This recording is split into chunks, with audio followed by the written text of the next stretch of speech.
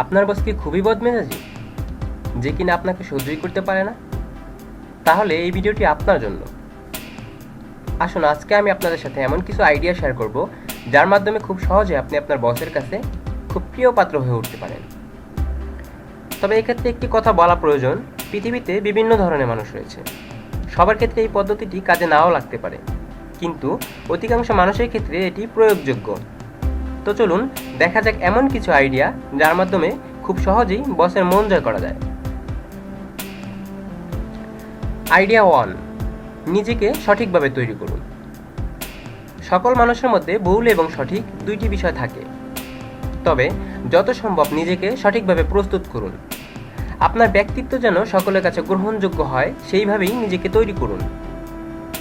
মনে রাখবেন, জীবনে নিজেকে সঠিকভাবে তৈরি করা সফলতার একটি অন্যতম কৌশল। আইডিয়া 2, তর্কে যাবেন না।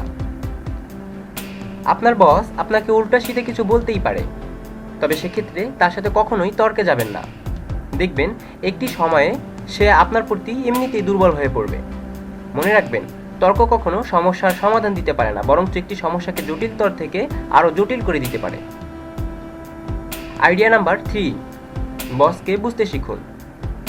আমাদের প্রত্যেকের চাওয়া পাওয়া ধরন ভিন্ন থাকে, তেমনি পছন্দ ভিন্ন হয়ে থাকে। আপনি বুঝতে চেষ্টা করুন আপনার বস কোন ধরনের কাজ পছন্দ করে বা আপনার কাছে সে আসলে কেমন আচরণ আশা করে। এটি একটি জাদুর মতো কাজ করে, কেননা কেউ যদি আপনার মনের মতো চাওয়া অনুযায়ী কাজ করে আপনার কাছে তাকে খুবই ভালো লাগবে। আইডিয়া নাম্বার 4, সময় সচেতন হন। আমাদের সকল কাজের একটি গুরুত্বপূর্ণ বিষয় হচ্ছে সময় সচেতনতা। কখনো অফিসে নিয়মিত দেরি করে যাবেন না, বা বসের দৃষ্টিকটু হয় এমন সময় অফিস থেকে বের হবেন না। আপনাকে মনে রাখতে হবে আপনি একটি গুরুত্বপূর্ণ কাজের মধ্যে আছেন। আইডিয়া নাম্বার 5, বসের প্রতি অনুগত থাকুন। আপনার বস সে নিঃসন্দেহে আপনার সিনিয়র, তাই আপনার উচিত তার প্রতি অনুগত থাকা। আর তার প্রতি অনুগত থাকলে সে নিশ্চয়ই আপনার প্রতি ভালো আচরণ করবে। আইডিয়া নাম্বার 6, অপ্রয়োজনীয় আলাপ বন্ধ রাখুন। অফিসে এমন কিছু আলোচনা করবেন না যার কারণে আপনি সবার সমস্যার কারণ হয়ে দাঁড়ান। এই জন্য যেসব কথা সমস্যা সৃষ্টি করতে পারে সেসব কথা থেকে সর্বদা নিজেকে নিয়ন্ত্রণে রাখুন। যেমন রাজনৈতিক কথা, বসের এন্টিটিমের সুনাম করা, কিংবা বস যা পছন্দ করে না সেসব নিয়ে আলোচনা করা।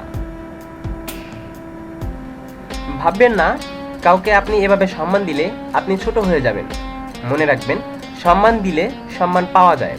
কাজেই অন্যকে সম্মান দিতে শিখুন এবং নিজেও সম্মানিত হন।